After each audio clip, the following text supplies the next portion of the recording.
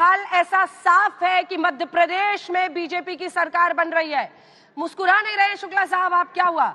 MP Rajasthan तो जाता हुआ दिख रहा है, छत्तीसगढ़ और तेलंगाना में जरूर मामला अलग है। नहीं, हम मध्य प्रदेश तो प्रचंड बहुमत से जीत रहे हैं, हम राजस्थान भी जीतेंगे, छत्तीसगढ़ में भी भारतीय जनता पार्टी की बढ़त निश्चित है और तेलंगाना में भी आपने देखा भारतीय जनता पार्टी के पिछले परफॉर्मेंस की तुलना में लगातार परफॉर्मेंस में सुधार दिखाई दे रहा है।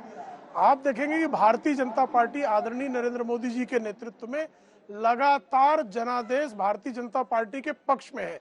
जिन राजनीतिक पंडितों ने भविष्यवाणी की थी कि मध्य प्रदेश में भारतीय जनता पार्टी हारेगी, आज उनको जो है बगले झांकने का समय है। राजस्थान में भी भारतीय जनता पार्टी जिस तरह से गेन कर रही है वो इस बात का संकेत है कि भारतीय जनता पार्टी को प्रचंड जनादेश मिलेगा। और छत्तीसगढ़ में भी हम लगभग जो है 100% जो है हमारी सीटों की संख्या में इजाफा अभी दिखाई दे रहा है। हमें पूरा विश्वास है कि चुनाव के जो है परिणाम का जब सेटल होना शुरू होगा तो उसमें भी भारतीय जनता पार्टी बढ़त हासिल कर लेगी। जीत के साथ लेकिन एक बड़ी जिम्मेदारी आने वाली है। देखिए लड्डू बंटने शुरू हो गए हैं, लड्डू बंटने शुरू हो गए हैं। ये तस्वीरें आ रही हैं कांग्रेस पार्टी के खेमे में, जहां जहां पर छत्तीसगढ़ और तेलंगाना में उनकी जीत हो रही है वहां पर लड्डू बंट रहे हैं, टूटू जाता हुआ दिख रहा है। लेकिन दो बड़े राज्य इधर देखिए, राजस्थान में 105 सीटों पर भारतीय जनता पार्टी अगर पहुंच गई है, रोहन गुप्ता जी, तो बहुत दुखद संदेश दो बड़े राज्यों से आपके लिए आता हुआ दिखाई दे रहा है। दो बड़े राज्य, मध्य प्रदेश, राजस्थान, दोनों। देखिए जब स्कोर की अब बात करें तो अभी 2-2 दिख रहा है और 3-1 की अपेक्षा है मुझे।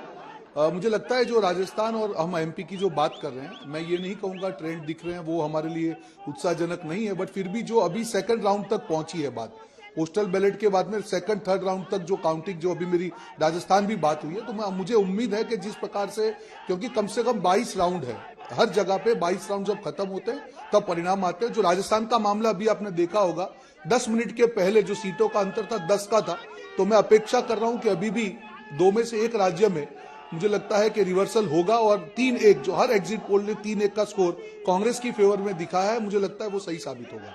चलिए ठीक है, जल्दी से शशि शेखर जी। हाँ रोहन जी, 2 में से 1 राज्य वो कौन सा है, उसको थोड़ा खुलासा कीजिए। जो आप राजस्थान से उम्मीद कर रहे होंगे, क्यों मिस्टर गुप्ता? देखिए ऐसा है, आज शशि शेखर जी, आज एग्जिट पोल का तो टाइम है नहीं। अगर ये 2 में से 1 कौन सा आप जैसे बड़े लोग धुरंधर पत्रकार नहीं बता पाए तो मैं तो एक छोटा कार्यकर्ता हूं, पर मुझे अपेक्षा है कि 2 में से 1 राज्य कांग्रेस की फेवर में जरूर आएगा। लेकिन मामला एकदम फिसलता हुआ दिखाई दे रहा है राजस्थान में भी, क्योंकि 77 पे आप अटकते दिख रहे हैं। 105 सेंचुरी पार बीजेपी चली गई है वहां पर, 2 राज्य में, 2 बड़े राज्यों में। जल्दी से शशि जी। रोहन जी, तेलंगाना की बात नहीं हो रही, तेलंगाना में आप बिल्कुल साफ तौर पे जीतते नजर आ रहे हैं। आप वहां पर और ऐसा माना जाता था कि खुद जयराम रमेश ने कहा था पदयात्रा के बाद कि हमें लंबी लड़ाई लड़नी होगी। ये चमत्कार कैसे हुआ, नंबर 1, और नंबर 2, इसका आप क्या दूरगामी परिणाम देखते हैं? ठीक है, मैं लौट रही हूँ, उनके पास जवाब लेंगे। संजय जी, आपका लगता है प्रेडिक्शन सही हो रहा है राजस्थान को लेकर? राजस्थान में आपने कहा था कि बीजेपी की सरकार बनती दिख रही है। नहीं, मैंने नहीं कहा था, हम लोगों ने जो अपना पोल किया था उसके आधार पर हम बार बार कह रहे थे कि राजस्थान और मध्य प्रदेश दोनों जगहों पर बीजेपी को बढ़त है और कांग्रेस, और छत्तीसगढ़ और तेलंगाना में कांग्रेस की जीत होगी। मुझे लग रहा है उस ओर नतीजे जाते हुए दिखाई पड़ रहे हैं। कम से कम तेलंगाना और छत्तीसगढ़ तो बहुत क्लियर है, मध्य प्रदेश भी उसी ओर जाता हुआ दिखाई पड़ रहा है, राजस्थान भी उसी ओर जाता हुआ दिखाई पड़ रहा है। राजस्थान भी उसी ओर जाता हुआ दिखाई दे रहा है। विनोद अग्निहोत्री जी, 105, अब सेफ्टी वाला क्वेश्चन आता जा रहा है और इधर 77 पर मामला कांग्रेस पार्टी का अटका दिख रहा है, यानी राजस्थान भी बीजेपी की तरफ जाता हुआ। गैप बढ़ गया है, गैप बढ़ गया तो बिल्कुल नेक टू नेक लग रहा था, कभी कांग्रेस आगे कभी बीजेपी आगे। हाँ। तो लेकिन अब 77 और 105 से गैप हो गया है। हाँ। तो मुझे लगता है कि ट्रेंड तो वही है। हाँ। जो संजय जी ने कहा था। हाँ। तो अब अगर इसका विश्लेषण हम लोग करें तो ये अपने रोहन गुप्ता जी को सोचना पड़ेगा कि क्या सचिन पायलट भी अगर पीछे चल रहे हैं, अगर इनके बड़े बड़े नेता पीछे चल रहे हैं, तो कहीं ना कहीं कोई ना कोई स्ट्रेटजी में कमी रही होगी। और इनको भरोसा, मुझे लगता है अभी तक वो स्पष्ट नहीं कर पाए कि मध्य प्रदेश में ज़्यादा भरोसा है या राजस्थान में ज़्यादा भरोसा है रोहन गुप्ता जी, कि कौन सा राज्य वो जीतने की उम्मीद कर रहे हैं। मुझे ये लगता है कि कहीं ना कहीं कांग्रेस के लिए एक चुनौती ये जरूर है कि मध्य प्रदेश, जो एक तरह से सभी लोग मान रहे थे कि मध्य प्रदेश में कांग्रेस के लिए आसान दिन है, और बीजेपी सबसे ज्यादा अपनी जीत की उम्मीद अगर कर रही थी तो राजस्थान कर रही थी। लेकिन जिस तरह दोनों राज्य बीजेपी की तरफ जाते दिख रहे हैं अभी शुरुआती रुझानों में, अब पलटने की उम्मीद रोहन जी को है, पता नहीं संजय जी को है कि नहीं। इसलिए मुझे लगता है कि अभी तक का जो परिणाम है, अभी तक का जो रुझान है, हाँ। वो 50-50 तो है, हाँ। लेकिन गेन बीजेपी इसलिए ज्यादा है कि एक राज्य वो बचा रही है, अपना बड़ा राज्य, और दूसरा राज्य वो कांग्रेस से ले रही है। इसलिए अगर उस टर्म में देखें, गेन के टर्म में मध्य प्रदेश में वापसी करना बहुत बड़ी बात मानी जाएगी, क्योंकि जिस तरह से शिवराज सिंह चौहान को लेकर चर्चा भी हो रही थी। हम आपको कैलाश विजयवर्गीय के घर के बाहर की तस्वीरें दिखाते हैं, उसके बाद कंप्यूटर बाबा के पास लिए चलेंगे, क्योंकि दिग्गजों की जो हालत राजस्थान में हो रही है वो अपने आप में एक बड़ा संदेश है तमाम पार्टियों के लिए। कैलाश विजयवर्गीय के घर के बारे में सुनिए। परोपकारी मुख्यमंत्री चाहिए हमको, तो परोपकारी मुख्यमंत्री हमारे कैलाश जी विजयवर्गीय के अलावा कौन हो सकता है? लीजिए लीजिए लीजिए, परोपकारी मुख्यमंत्री। देखिए, जीत के साथ इस बार एक बहुत बड़ा मामला जो आपके सिर पर रहेगा वो है, इधर प्रेम शुक्ला जी मोबाइल छोड़िए। अरे सीएम किसको बनाएंगे प्रेम शुक्ला जी? फ्रीज हो गया क्या जी? प्रेम शुक्ला जी तस्वीरें दिखा रहे हैं हम, कैलाश विजयवर्गीय के लोग कह रहे हैं कि परोपकारी सीएम चाहिए। तय कर लेगा, हमारे यहाँ कोई संकट नहीं है। नहीं, निश्चित तौर पर हर किसी के कार्यकर्ता की अपेक्षाएं अपने नेता के लिए होती हैं, लेकिन भारतीय जनता पार्टी का पार्लियामेंट्री बोर्ड और विधायक दल निश्चित तौर पर मुख्यमंत्री चुनेगा जो परोपकारी होगा। बिल्कुल चिंता ना करें, भारतीय जनता पार्टी में कभी भी मुख्यमंत्री पद के लिए जो है सिर्फ उठौवल नहीं होती है। आपने देखा राजस्थान में क्या दशा थी अशोक गहलोत सचिन पायलट के बीच में, छत्तीसगढ़ में क्या दशा थी सबने देखा, और मध्य प्रदेश की इनकी सरकार कमलनाथ और ज्योतिरादित्य के झगड़े में कैसे गई सबने देखा।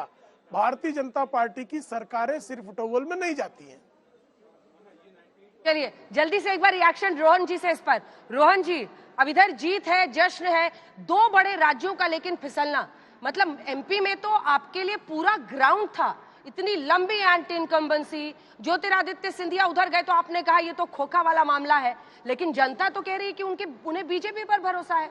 ये तो शायद सबसे बड़ा सेटबैक है। गजेंद्र सिंह शेखावत इस वक्त बोल रहा है, ये आपको सुना देते हैं। जोधपुर से एमपी है, एक दावेदार ये भी है। अभी तो और इंतजार करिए, ये तय मानिए कि जादूगर का जादू खत्म हो गया है, तिलिस्म टूट गया है और राजस्थान की जनता ने हकीकत पर वोट किया। मध्य प्रदेश में भी आगे चल रहे हैं। मध्य प्रदेश में भारतीय जनता पार्टी प्रचंड बहुमत के साथ में 2/3 बहुमत के साथ सरकार में आएगी, ये हमने कहा था, और छत्तीसगढ़ में भी भारतीय जनता पार्टी सरकार बनाएगी, आप देखते रहिए। सर, जिस तरीके से बात करें करप्शन और महिलाओं के खिलाफ जो इस तरीके से लगातार यहाँ पे क्राइम थी, लगता है वो सर तो आप सुन रहे हैं जोधपुर में ही, सुनिए। ये चुनाव मुखर होकर के कांग्रेस पार्टी को सत्ता से निकाल करके फेंकने के लिए लड़ा था। तमाम तरह के प्रलोभन दिए गए, झांसे दिए गए, लेकिन राजस्थान की जनता स्वाभिमानी जनता है और उन्होंने ये मानस बना लिया था, तय कर लिया था कि महिलाओं का सम्मान की रक्षा न करने पाने वाली इस भ्रष्टाचारी सरकार को हम किसी भी तरह से बर्दाश्त नहीं करेंगे।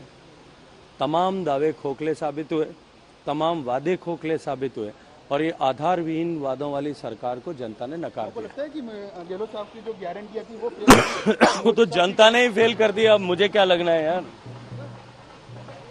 अब पार्टी कार्यालय वैसे पार्टी कार्यालय तो ये आप सुन रहे थे गजेंद्र सिंह शेखावत को, जोधपुर से सांसद है। इसी जोधपुर में सरदारपुरा सीट से अशोक गहलोत भी चुनावी मैदान में उतरते हैं। जोधपुर में लगातार डटे हुए थे गजेंद्र सिंह शेखावत, केंद्रीय मंत्री हैं, लेकिन ये भी माना जाता है कि वो भी अपने आप को एक दावेदार कम से कम उनके समर्थक मान रहे हैं।